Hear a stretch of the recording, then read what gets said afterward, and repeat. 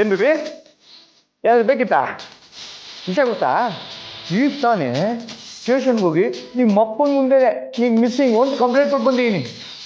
ಅವರು ನೀನು ನಾನೇ ಬಚ್ಚಿಟ್ಟು ಏನು ಬಿಡೋದಾ?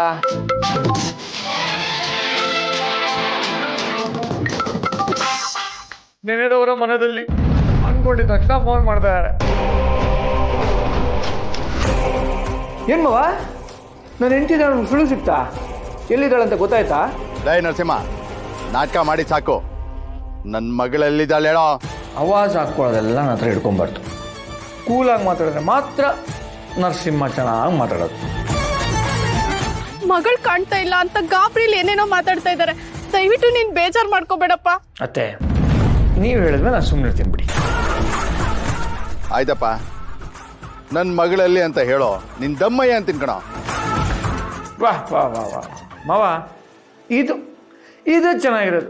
ಈ ಡೀಸೆನ್ಸಿ ಮೇಂಟೈನ್ ಮಾಡಿ. ಸೊ ಸಾರಿ ಮಾವ, ಸಂಜನಾ ಎಲ್ಲಿ ಅಂತ ನನಗೂ ಗೊತ್ತಿಲ್ಲ. ಬೇಡ ಕಣ ನರಸಿಂಹ, ನನ್ನ ಹತ್ರ ಸುಳ್ಳು ಹೇಳ್ಬೇಡ. ಮಾವ ಯಾಕೆ ಮಾವ ನನ್ನ ಮೇಲೆ ಡೌಟ್ ಪಡ್ತಿರಲ್ಲ? ನಾನೇ ನನ್ನ ಹೆಂಡತಿ ಮಿಸ್ಸಿಂಗು ಅಂತ ಕಂಪ್ಲೇಂಟ್ ಕೊಟ್ಟಿದ್ದೀನಿ. ಅಂಥದ್ರಲ್ಲಿ ನಾನು ಅವಳು ಎಲ್ಲಿ ಬಚ್ಚಿಡ್ಲಿ? ನಾನು ಯಾಕೆ ಮಾವ ಅವಳ ಕಿಡ್ನಾಪ್ ಮಾಡಲಿ? ನನ್ನ ಹೆಂಡತಿ ಪಾಪ ಎಲ್ಲಿದ್ದಾಳೋ, ಏನು ಮಾಡ್ತಾ ಇದ್ದಾಳೋ? ಹಾಗೆಲ್ಲ ಹೇಳ್ಬೇಡಪ್ಪ. ಅವಳು ಎಲ್ಲಿದ್ರು ಕರ್ಕೊಂಡ್ ಬಾ. ಇನ್ಮೇಲೆ ಅಪ್ಪ ಮಗಳು ಯಾವತ್ತೂ ನಿನ್ ಸಹವಾಸಕ್ಕೆ ಬರ್ದೇ ಇರೋ ತರ ನಾನ್ ಬುದ್ಧಿ ಹೇಳ್ತೀನಿ. ಅಯ್ಯೋ ಅತ್ತೆ, ನೀವೇನೋ ಬುದ್ಧಿ ಹೇಳ್ತಾನೇ ಇದ್ದೀರಾ, ಆದ್ರೆ ಈ ಅಪ್ಪ ಮಗಳಿಬ್ರು ಒಂದ್ ಕಡೆ ತಲೆ ನಿಲ್ಲಲ್ಲ. ಅವ್ರ ಮಿತಿ ಮೀರಿ ಬಿಟ್ಟಿದಾರಲ್ಲ.